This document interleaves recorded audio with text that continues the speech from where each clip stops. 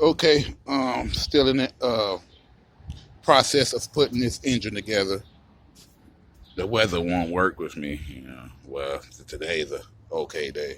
It's been doing a lot of raining or whatever, but in the last couple of days, I've been able to put different things together, you know, different days or whatever. Finally got the cam shaft. You can see got that in, and the lifters, the camshaft and lifters. That was the last thing I did, which was a couple of days ago, uh, before the rainy day and before Easter. It's Tuesday now, but Easter, yeah, I didn't do nothing because it was cold and I was tired anyway, and was on some other stuff. Yeah, but I put the lifters in there. You know the little piece that goes in on the upside of the engine. This piece right here, that's in there, which connects to the camshaft. Yeah, but the lifters and the camshaft. The camshaft, that's the long piece you see. You know, for those that don't know, that's that piece you see spinning like that. And the lifters is under there. Uh, these some lifters right here. These were some bad lifters. You could tell they bad because that's supposed to be round and you can see the flat edge or whatever. So it's a couple of these two right here good, those three bad. But I had a lot of lifters to go through in a new engine and this old engine. I took all those out, and some of those went in. A lot of those went in the new engines because the one on this engine was pretty much good. The new engine, those was kind of bad. But the thing about taking an engine and breaking it all down and rebuilding from scratch, you can see what's good and bad, and that got to be replaced before you put it together and put it back in the car. So that's the good thing about rebuilding an engine on a car, and that's why I pretty much did it.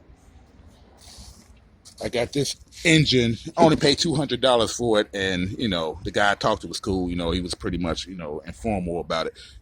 But I paid $200 for it, and I could have just dropped it in the car in the truck, and it would have ran. But it would have ran, crappy because it had over 300,000 miles over it. But see, I was buying an engine to rebuild it, anyway, rebuild it from scratch anyway.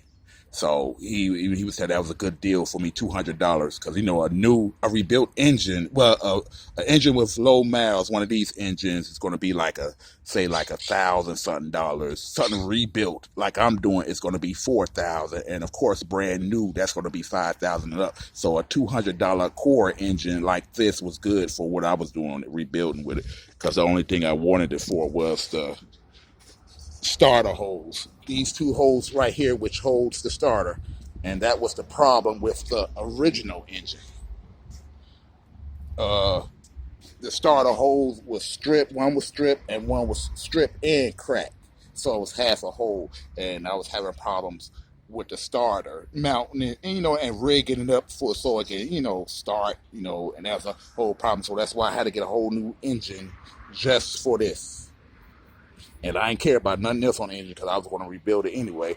And of course, why not? Because I got a tow truck and I wanted to be running the engine running like brand new. So, my advice to anybody: if you're buying a used engine for your car, I don't care if the engine runs. Don't just drop it in. You might as well just rebuild it. Might as well, shit. Shit, fuck it. Then you'll have a brand new running engine, running like brand new. You can reset the odometer back to zero because it's all about replacing the bearings. Well, I did the crank a couple of days ago.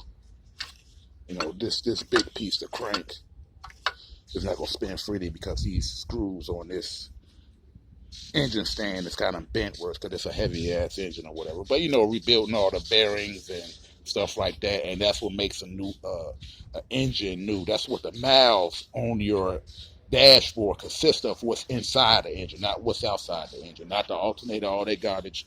It's all about what's inside the engine. Replacing the bearings. You can't see it because I put everything back in place. I did the bearing and a crankshaft maybe 3 days ago.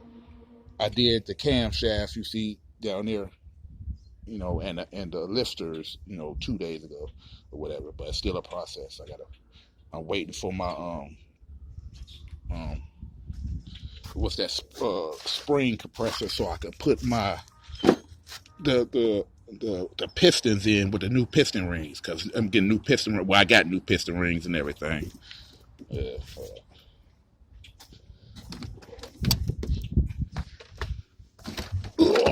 Oh shit! Oh, I'm gonna knock the blunt over. These right here, these are piston rings I bought offline off eBay, brand new. Got the compression rings, the lower compression rings, and you got the oil rings on this side. Oh shit! Yeah. I'll put those on the well, I got everything basically. What's that? The piston rod bearings too. I'm gonna put those on when I get the when I'm put the rods back in. Yeah, fresh and brand new. Yeah, look at that. I took the old ones off. These some of the old ones. You can tell they all fucked up and shit. You know, this is a main bearing right here. That's another main bearing, and this is a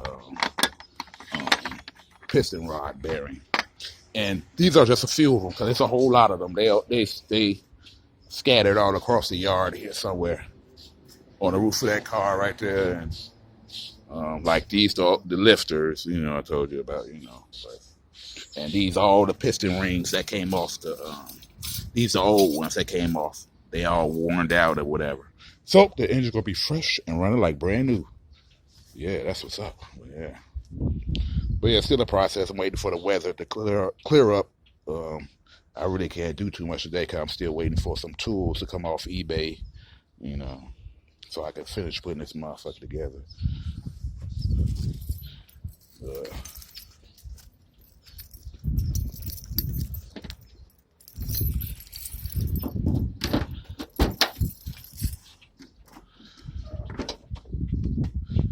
These the pistons right here.